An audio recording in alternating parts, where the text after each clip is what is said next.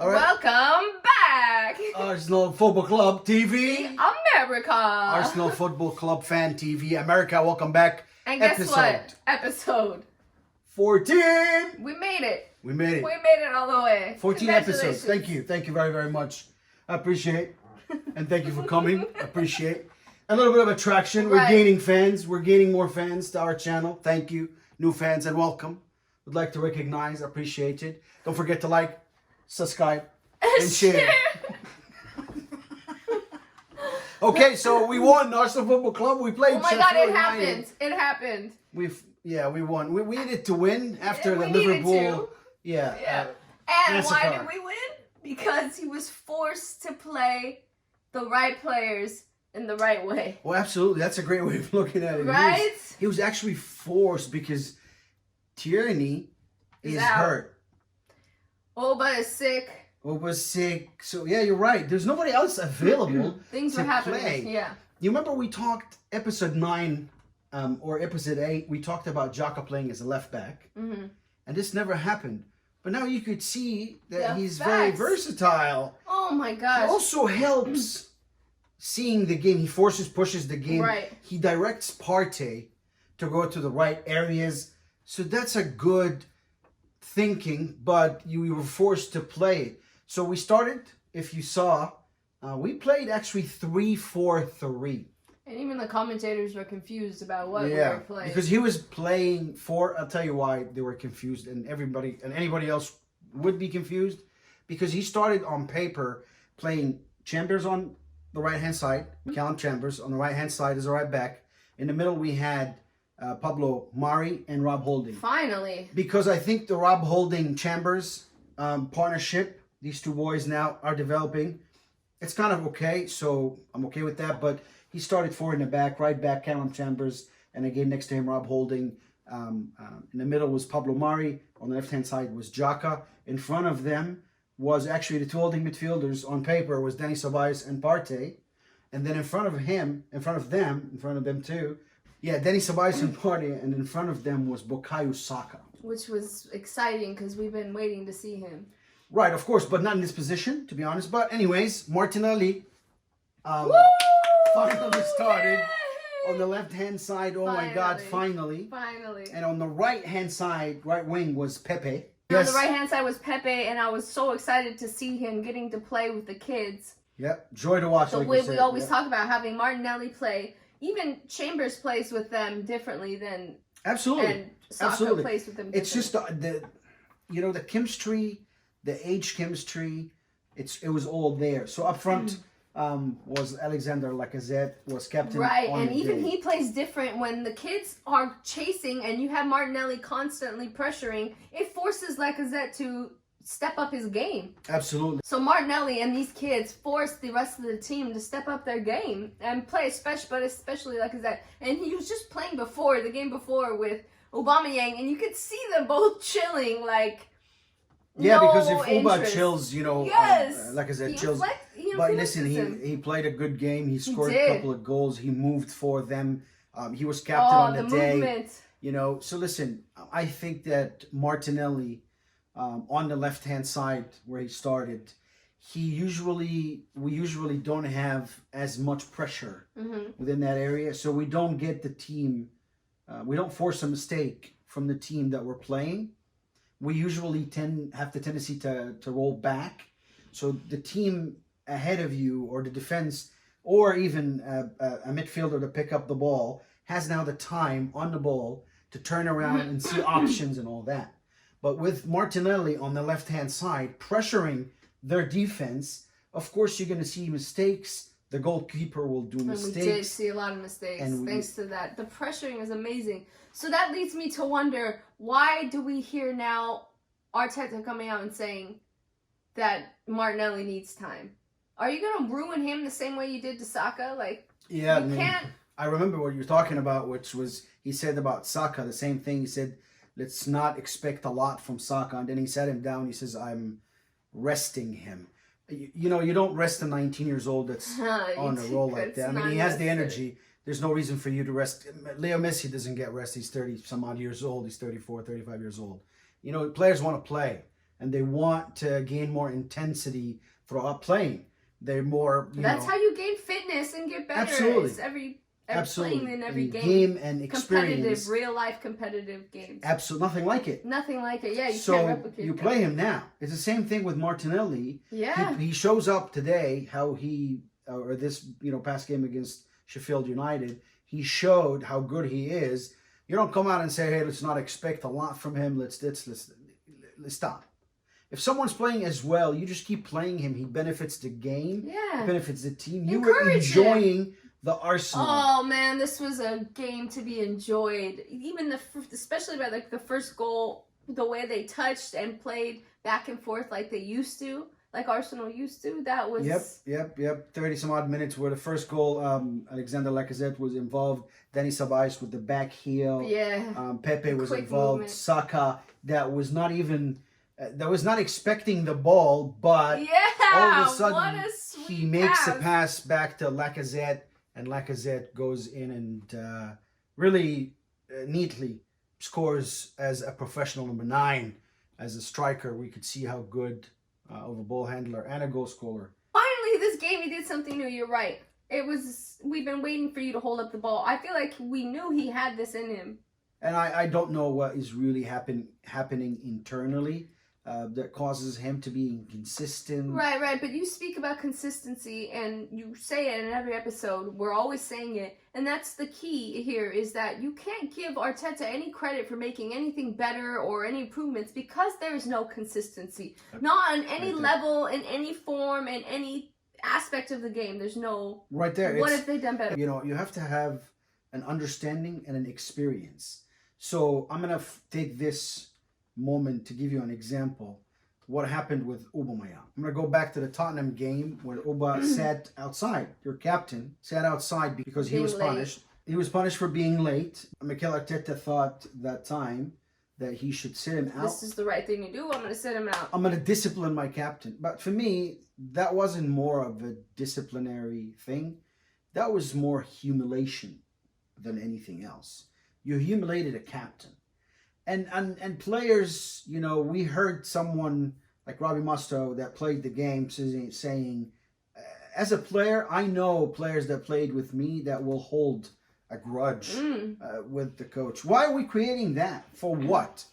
What are you trying to do by, disciplining Guendouzi and sending him some other country we could have used him? Disciplining Aubameyang, disciplining Ozil, and he left. People don't like that sort of an extreme disrespect, which is the style of Pep Guardiola, just to let you know. The style of going into halftime and everybody shut the F up and sit down and yelling and screaming, that's all Pep Guardiola.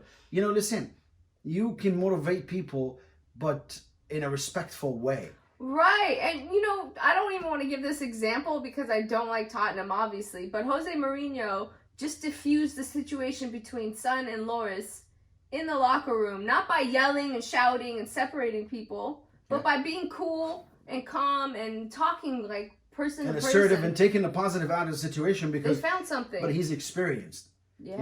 Regardless of who you coach, and we're not going to say this name again, but he did. And these two went at each other's, oh my God, what the shit. You should never, as footballers, go. But that's what happened at a Premier League level. And those are the things that you have to work on behind the scenes as a coach. Now, you brought up an example of how he dealt with it. Yeah. We don't have an example of how Arteta deals with things other than the end result that is inconsistency.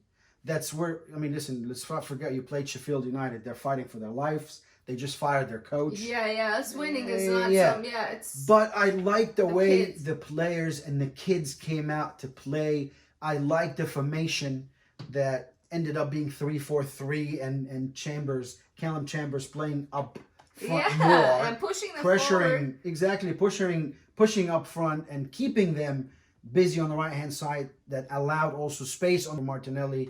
I didn't really like Ceballos tucking in all the way to the left that much because it brought Lacazette up front a lot and drew him away from his main position, which is the number 9. So that to me, that was the only... I would have Xhaka run up a little bit more and then Ceballos come in so you can help, Thomas Partey, which let's not forget was excellent.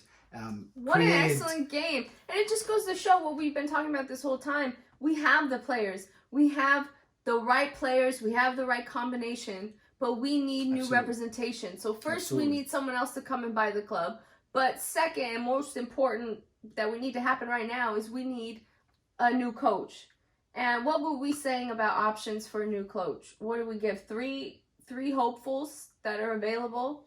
We did. We had this conversation about coaches, and the three names I think we came up with was Allegri on the top of them, the ex-coach for Juventus. Okay, and then Hansi Flick. Hansi Flick. From Bayern looks like he's about to go. We're hearing that he has problems at Bayern Munich. I personally would want him first. Absolutely. I think Hansi Flick, of course, with what he's doing currently with Bayern Munich, the football he's playing, the style of football he's playing, the utilizing of players, and the experience now he has is second to none. So that's somebody that's hopefully, but you know, I'm saying Allegri because I don't know if he's going to leave Bayern Munich or they're going to make him happy.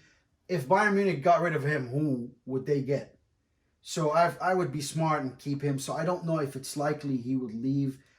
I know we're hearing he's not happy at Bayern Munich. So third, I know it's going to surprise everyone, but I think you and I, after deeply thinking about it and considering, you know, that guy from Leipzig, which is, you know, doing a great job, young guy. But if we're going to go to a young guy, I think we should give it to Thierry Henry. Give him a chance. The one and only legend. That's who you give a chance because this guy's heart. A real Arsenal legend. We need not heart. Some fake. I don't need the technical heart stuff. I don't. That you're making up on the fly. I need someone who gives a shit about the name of Arsenal and what the club means to people. Yes, definitely. We want the football we saw today with Sheffield United to be what we see on the regular. Hey, listen, I know a lot of people are going to say, oh, look what happened in Monaco. Look what happened this, that. Listen, sometimes you are not the right person at the right time. Right, just like Arteta is not the right person at the right time for this club. He may be great later. Thierry Henry has already had the experience as a coach.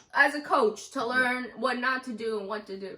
Let's see what that's like. You hear his speeches. Yes. And you see him as a coach. It motivates me. Yeah, and that's what we need. We need that right now. Someone to unify. He would be the big brother that they all desperately need right now. Absolutely. He said someone who they can all look up to and respect. Exactly. It's already there. Arteta can never get that respect. A legend. Yeah. That's why already. You know, that's why for me, when we saw, you know, Frank Lampard leaving Chelsea, I thought that Arsenal would be like, hey, even Chelsea let their legend go. So they're going to let Mikel Arteta go. But it seems like we're still suffering with this guy. This is not an institute here. You know, let me remind you, this is a football institute when it comes to, you know, playing football, but not a learning curve for anybody. This is not a college for someone to learn like Arteta or like anyone else that's brand new. Let's just think about the next person. Yeah, let's just our focus. Energy. Use all of our energy to look and choose the next one. Let's all like positively think together. Oh yeah, absolutely. And we have you know, next, and talking about what's next reminds me with the Thursday game, we are going to play away in the UEFA Cup. The UEFA to Slavia? To Slavia, brah. And that's the game that you win or go home. You can't even draw 0-0 because now they have the away goal, which is that stupid rule of UEFA. If you score away, it counts as 2. So they qualify if we don't score. So now you must go to their stadium and you must score for you to have a chance. Do they have any fans allowed inside? Not that I know of. That's good for us, at least. Not that I know of. You know, listen, I don't know what to expect from Arsenal anymore because simply you will see them play 2 different halves.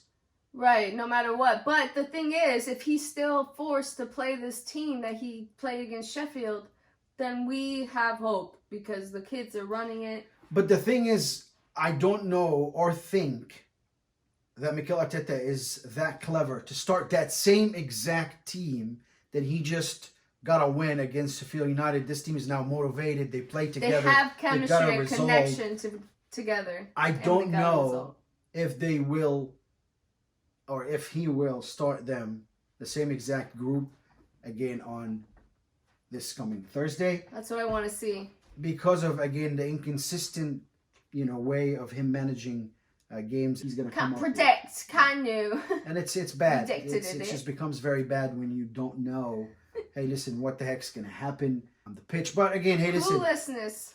last game, I thought that the players executed really, really well. Hey, listen, a game plan is a game plan, but the way it's explained and the way it's executed are two things that you really look for the plan to work. And I think Arsenal really did good. Players did great in executing that plan and understanding the 3-4-3, because it's not really simple to play it, because it turns from 3 to 4 defenders all the time. That's why it was nice to see Xhaka there, because he naturally goes. Yeah, he's naturally to that left. He could see better, but again, I just didn't know if Ceballos should have been all the way loaded up with Martinelli on this side. They did good. There was a couple of So who would you movement. rather see in that position at the next game? I would rather see just, to this exact team, I would see Martin Odegaard coming in for Dani Ceballos. Yeah. Maybe, but if Martin Odegaard comes in, which is a natural left footer, if you notice, Arteta doesn't let him drift like Dani Ceballos was drifting next to Xhaka. If they could do that, these two, and then have Martinelli on top of them, or Saka even, and then play Martinelli on the other side, he doesn't have to come left to right. He can come in right to left. It's okay. Yeah. You know what I mean? He can also help some balls across the 6 yards if he's coming in the right side with pace. So play Saka, Odegaard, and then Granit Xhaka. All three of them, I would love to see on the left-hand side. I would love to see that next game. Damn. Of course, I would, love to see Thomas Partey again. I enjoy to watch him. I enjoy his positioning and the way he tries his best to look up front, length play. Yeah, you know what? He reminds me of a combination of Song and Vieira. Exactly. And if people give him a chance, the way they're all desperate to give Arteta a chance, I think they'd really like. I don't think players. you should waste your time with those people. Whomever really knows football will know that I appreciate Thomas Partey is a player and a half when it comes to midfield. He's really holding up the ball like a player and a half, because he played as a holding midfielder by himself, which was weird. Right. Last game he was by himself, but which was weird. Why? Because if you play 4 in the back, you can put a 1 midfielder in front of them. Mm-hmm. But he always plays 4 and then 2 holding midfielders. Now he's playing 3 in the back and then 1. Yeah. It was quite different, but hey, listen, Callum Chambers did go deep. We saw Pepe come in defending. Oh. And you didn't have to Martinelli defend. was defending. There was you didn't have to defend. Because they were pressuring. Martinelli and all that. Everyone was pressuring. Like you were saying, they're pressuring. Causes everyone to move up. They can't help Absolutely. it. Yeah. Even Lacazette moved up. Lacazette. And that's the beauty of the pressure football, tense football. So it keeps it up there. You don't have to worry too much about the back. Absorbing it. Because you have a Thomas Partey. Yeah, he really cleaned it up. He cleans it up all the time. I'd love to see Martinelli again starts, whether up front or on a wing. You could play Lacazette. He's on the roll. Aubameyang was sick. We don't have to start him. He can come off the bench. He can also do very well for us, our captain. Either way, I'm going to go and say Arsenal go over there and win 2-0. What do you say? Listen, I'm going to support that. I'm going to say 2-0. Yeah. I like that, and I feel that Arsenal want to keep a clean sheet. Oh my God! You feel they want to? I feel they need to. They need to. It has been... For us, let me ask you this. For us to get a clean sheet, who do you think we should start as the 2 center backs? Gabriel and Mari. You're right on the money.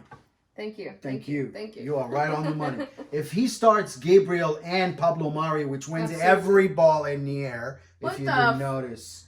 Every ball. Yeah. If you play those 2 and defends up front and doesn't track back. They push up front. I was so surprised at the last game how I'm kept asking you, who is that? That's Pablo Mari going all the way up to get it. What the? So that you put that much pressure, you keep that ball up their field. Keep and the momentum going. While we're talking about playing condensed. Yeah, finally. That you don't have a lot of space. You move together as a group.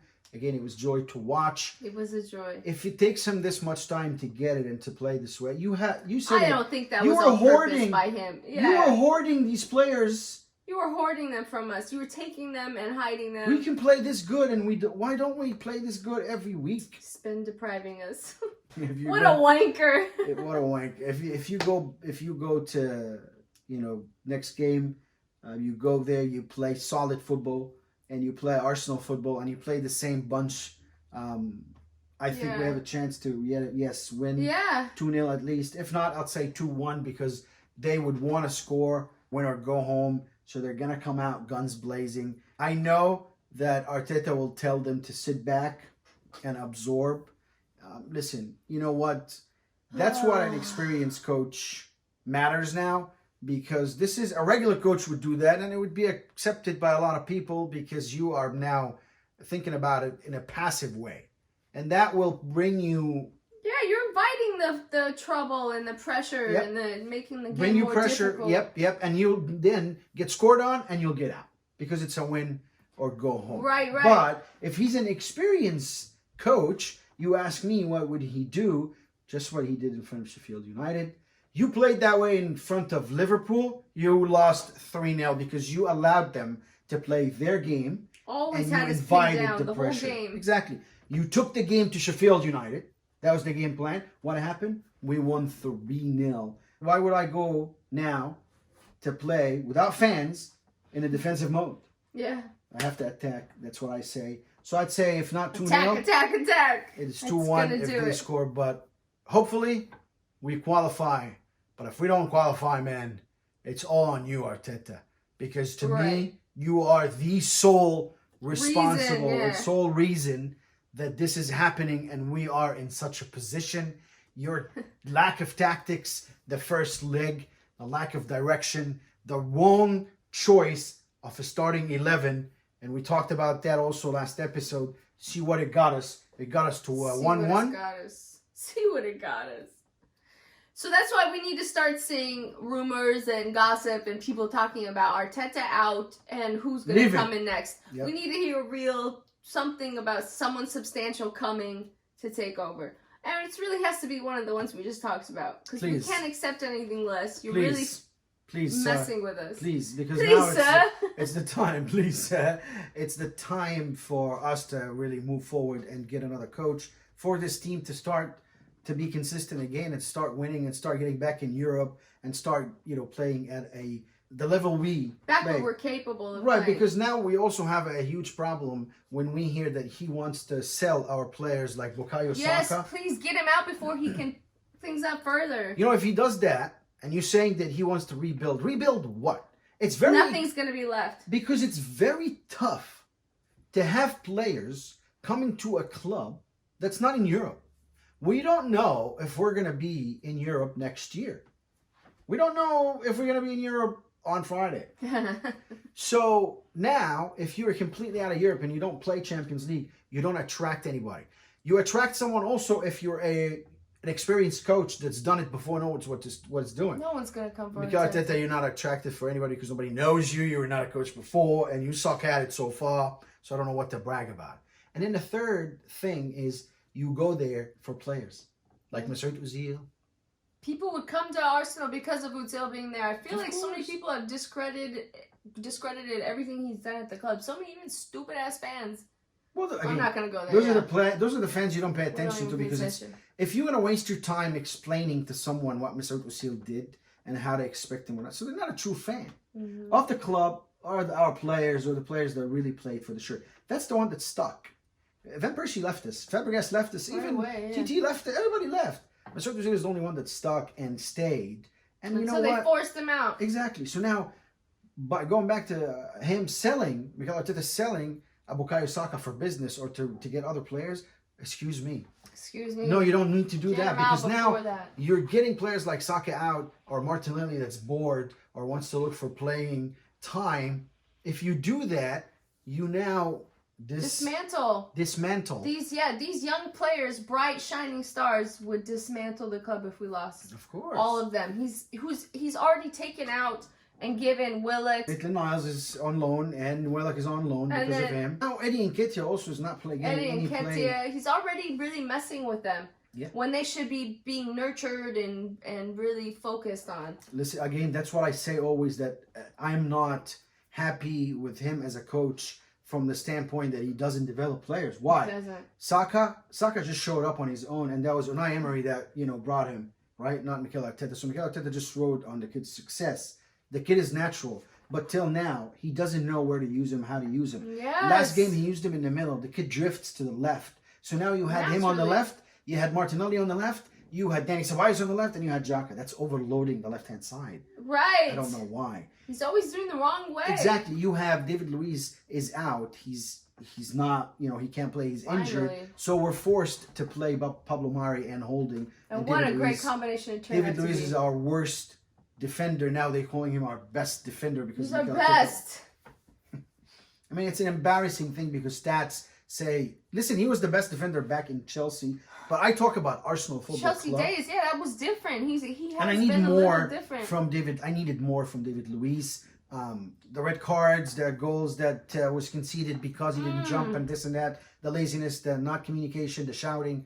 There's a lot that I didn't like about his game. So I wouldn't sign him for another year and give William Saliba away, Willie Saliba away, and keep David Luiz. So the decisions he makes, I still question, and I don't know where he's taking the team. That's what worries me. Exactly. So now the future of the club is in jeopardy as long as he's there, and we both know how difficult it will be to rebuild that future once it goes fucked. Yeah. It'll be difficult to attract a high profile coach and then high profile players and then someone who even wants to buy the club. Right.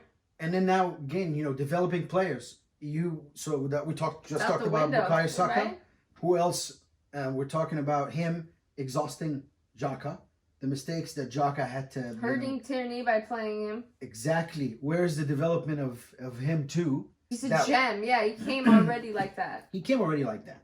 So now where is the development of him? Martinelli, that you don't play, and now you say we can't expect much from, again, like you did with Bukayo Saka. Stop doing that. Stop. Why are you saying that? Lacazette, that you sat out, you're not playing consistently. Aubameyang, that you just demoralized the shit out of, and now the guy's not going to ever want to play for you come back and play. And he's your captain. You do that with your captain. You want him to come back and bow? What the hell, man? Are you serious? What the hell, man? Hopefully next for Arsenal is us qualifying to the next round of Europa semifinal. And hopefully we're still in it. We still have hope. We need the players to go out and perform. I think we're going to depend. They can do it. Solely. They got this. On the players. We can depend on them. And we do depend on you, Arsenal Football Club. Players and us for Arsenal Football Club fans around the world, thank you very much for watching episode 14. We see you next week, and hopefully we are still in Europe by then. So hopefully you have a great week, and good luck, you Gunners. Come on, you Arsenal.